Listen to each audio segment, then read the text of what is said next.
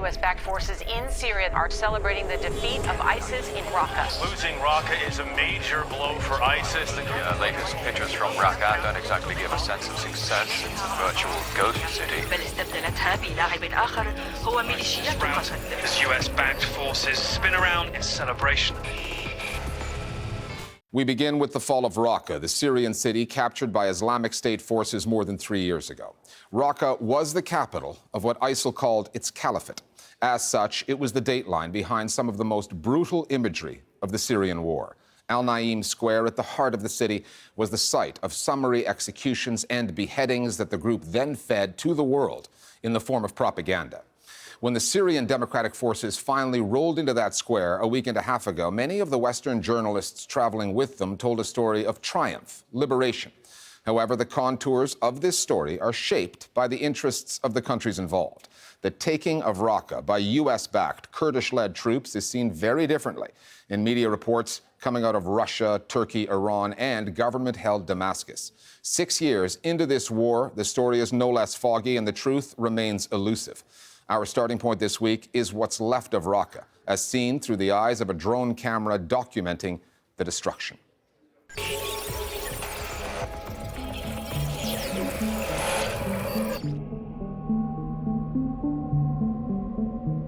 Drone footage gives you the illusion that you have a bird's eye view, that you see everything.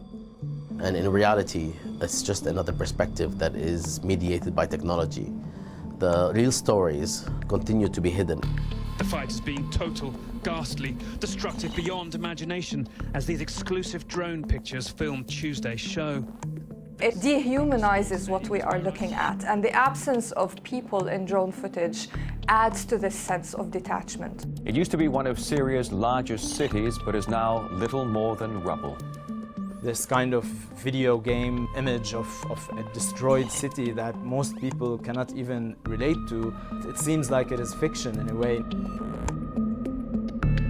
In fact, the more you think you know based on this sort of drone footage, the less you actually know about the details.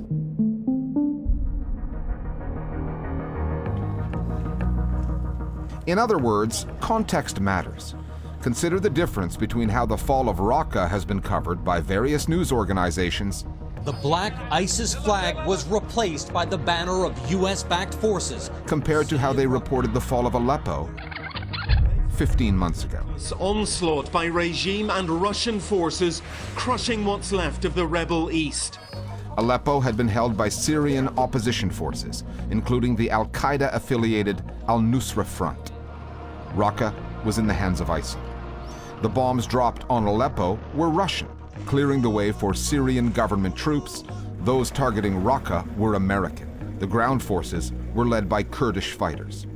On the Aleppo story, the bulk of the questions about civilian casualties, the deaths of innocents, came from Western media. Reports that forces loyal to Syrian President Bashar al-Assad and backed by Russia executed at least 82 innocent civilians. With Raqqa, those same kinds of questions are being asked by the other side.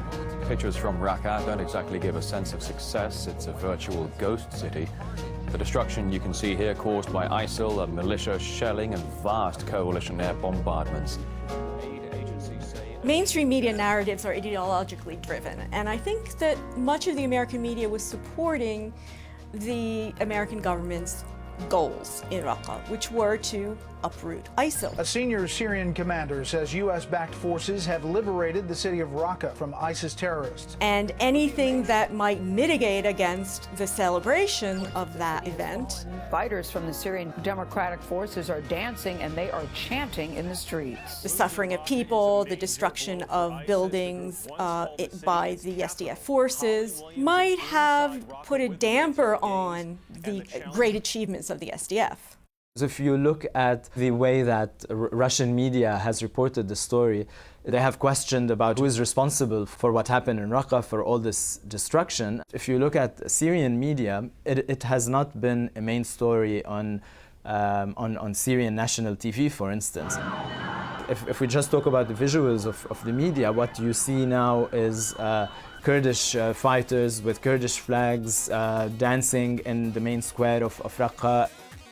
The Syrian national TV is focusing on battles that are happening in Deir ez-Zor. مراسل الأخبار في دير الزور أكد أن وحدات الجيش تواصل عملياتها لاجتثاث إرهابي داعش. Because the Syrian army is more active in that area. Major win in the war on terror. U.S.-backed forces taking over ISIS's home base in Raqqa, the capital. In terms of mainstream US media, Raqqa was couched in the language of victory, it's couched in the language of fighting terrorism, and there's very little awareness of the fact that in the end, Syria is being destroyed and allied forces are continuing the destruction that the regime has started.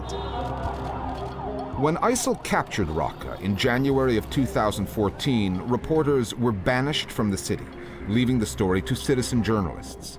Sites like Raqqa is being slaughtered silently. RBSS operated under incredibly dangerous conditions. Most of RBSS's contributors were forced to flee and continued their work in exile. They know the story, and their recent posts on the fall of Raqqa are considerably less celebratory than what has appeared in Western media outlets.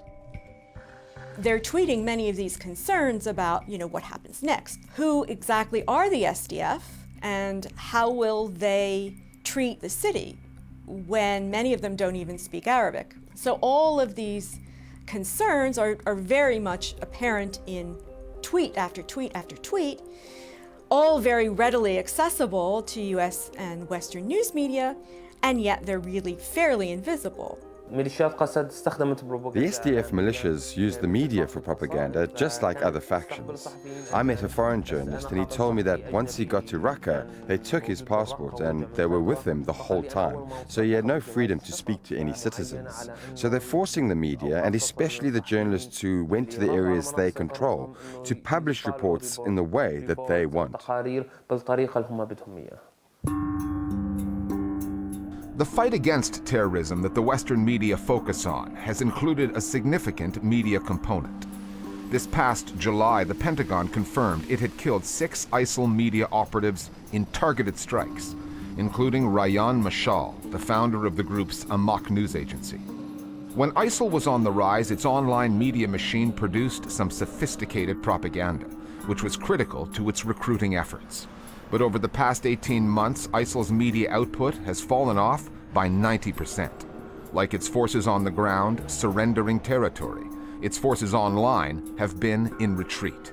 The messaging has also changed with the times. The unique thing about IS compared to other militant groups is that it declared a caliphate, and a lot of its propaganda was based on control of territory. If we remember how they changed their name to the Islamic State just to say that they will expand their control over territories. So now, without this element of territorial control, they certainly have to justify it in new ways. ISIS did not really rely on Raqqa as a physical center for the generation of propaganda.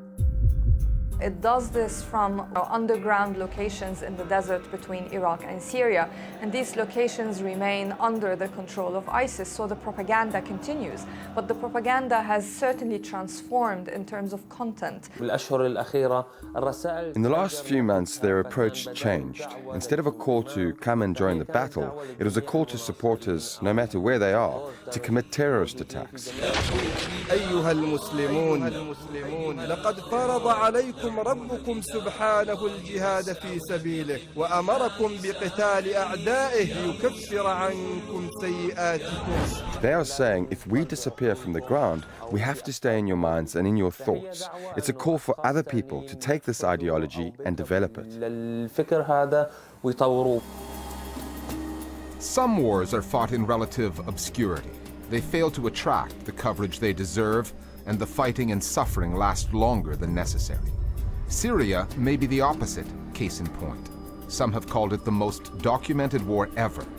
The interested parties, American, Russian, Turkish, Iranian, Saudi, Qatari, and of course Syrian, all come with media outlets attached, embedded. They can be part of the machinery. Truth can be a casualty of that, and the enemy can become an accidental beneficiary. In a way, it shows that perhaps the strength of IS has been that it has so many enemies, that it took so long to defeat IS because it was never about IS, it was more about the geopolitical interests of the different countries.